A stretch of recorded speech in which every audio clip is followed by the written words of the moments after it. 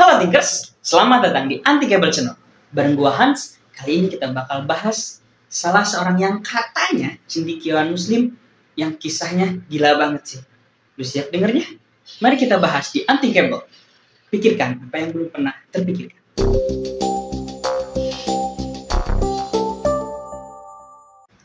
Lu pernah dengar nama Harun Yahya nggak? Seorang tokoh yang pada masanya terkenal di dunia Islam. Sampai-sampai dia banyak sekali ngeluarin buku, teori-teori, dan juga pernah ngeritik teori evolusinya Darwin. Tapi di balik citra cendekiawan muslim yang pernah dia bangun, ternyata dia adalah seorang pemimpin sekte yang memanipulasi, memeras, dan juga eksploitasi wanita. Puncaknya, pada tahun 2022, dia dijatuhi hukuman oleh pengadilan Turki 8.628 tahun penjara. Gila kan?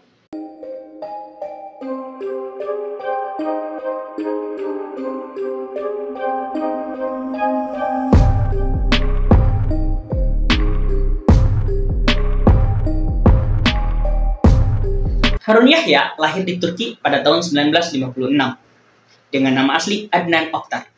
Sejak muda, dia suka banget ngomongin agama dan konspirasi. Pada tahun 1980-an, dia ngajarin mahasiswa-mahasiswa Istanbul tentang agama dan konspirasi.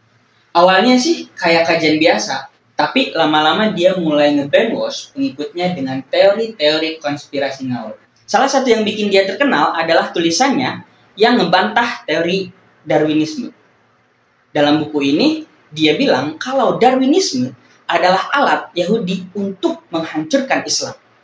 Wah, boominglah orang-orang Islam dan percaya dengan buku itu. Writing under the pen name Harun Yahya, his books would focus on refuting Darwin's theory of evolution. And many Islamic shops stock his books. From 2000 to 2008, his books were very popular. They were in big demand. Wherever there were book fairs, his works would sell. But after that, there was a decline in their popularity. Tapi, di balik itu semua, dia bikin sekte sesat yang anggotanya harus 100% tunduk sama dia. Yang kaya harus ngasih hartanya, yang cewek dijadikan istri spiritual, dan mereka yang udah masuk, susah banget buat keluar. Kesesatan dia ini sebenarnya udah kelihatan dalam salah satu acara TV yang memperlihatkan Harun Yahya duduk di sofa mewah, pakai jas mahal, dikelilingi cewek-cewek yang super seksi yang dia sebut kittens. A 2-year-old liked to dance.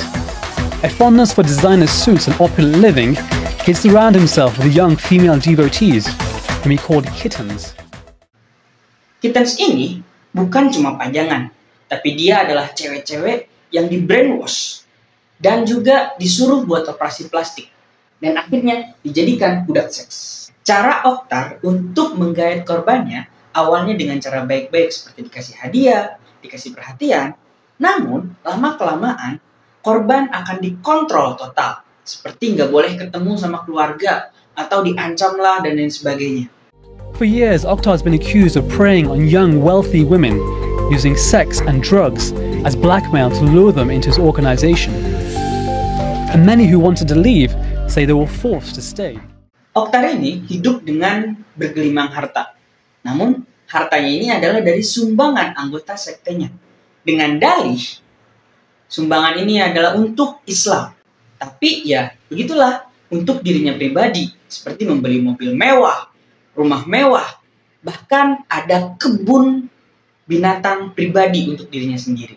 Behind this gate is the luxury home of Adnan Oktar. It was here that Oktar and more than 100 of his associates were arrested last week. It's reported that police found weapons and ammunition. Oktar is facing a series of charges, including fraud and sexual assault. Di dalam sekte ini, seks yang dilakukan oleh Oktar bukan cuma untuk kesenangan dan kepuasan dirinya aja, tapi untuk alat mengontrol anggota-anggotanya, khususnya anggota yang perempuan. Banyak sekali perempuan yang dipaksa untuk melayani, bahkan ada beberapa perempuan yang di bawah umur. Kegiatan ini gilanya divideokan oleh dia supaya perempuan-perempuan yang jadi anggotanya ini tidak macam-macam dan tidak memaksa untuk keluar dari sekte ini. Dan buat laki-laki dipaksa untuk menyetor uangnya dengan dalih untuk kemajuan Islam. Padahal ya untuk dirinya sendiri. Gila kan? 2017-2018'de When you leave the group and become successful, this is a bad example. Adnan Oktar wants to give this message inside this organization. Those who leave the group should never be successful. If you leave it, you face big problems.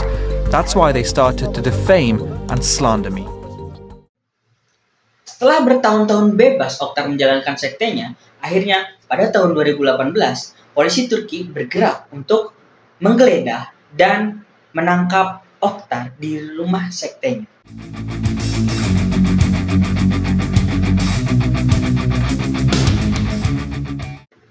Polisi Turki juga menangkap 200 orang dalam penangkapan Oktar atau Harun Yahya. Dalam penggeledahan di rumah sekte, polisi juga menemukan senjata ilegal, ratusan rekaman seks, dokumen keuangan pencucian uang, dan bukti perdagangan manusia. Di pengadilan, ratusan saksi mengatakan bahwa mereka dipaksa untuk masuk sekte, dan ketika di dalam sekte mereka dilecehkan dan diperas. Banyak dari mereka yang trauma berkepanjangan.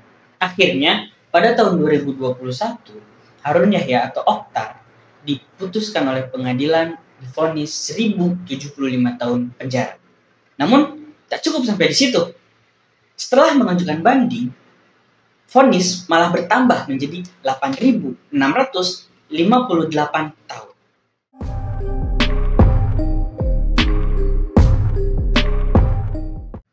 Wish, 8.000 tahun lebih. Rata-rata umur manusia modern aja kan paling 60 tahun sampai 80 tahunan kan? Dengan kata lain, vonis ini adalah vonis seumur hidup bagi Harun Yahya atau Oktar. Harun Yahya atau Oktar bukanlah seorang ulama, bukan juga seorang cendekiawan, tapi hanya predator berkedok agama.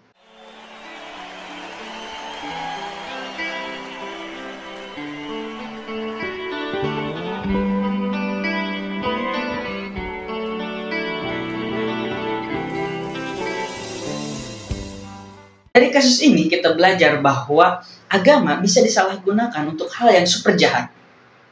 Di depannya aja kan kelihatan baik, tapi di belakangnya busuk banget. Nah, makanya kita jangan mudah percaya sama figur yang seolah-olah ngerti agama, pinter ngomong, padahal di belakang dia hidup mewah dengan uang orang lain.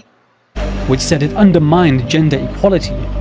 So after years of rumors and allegations, what's prompted Turkish police to act now? Menurut lu, sekte-sekte seperti Harun Yahya ini masih ada nggak sih di dunia? Tulis di kolom komentar. Jangan lupa juga subscribe, like, dan komen. Buat teman-teman yang mau membantu kita dalam pendanaan, bisa melalui scan QR di sini atau link Saweria di deskripsi ya, supaya kita makin semangat lagi buat bikin konten-konten yang unthinkable. Pikirkan apa yang belum pernah terpikirkan.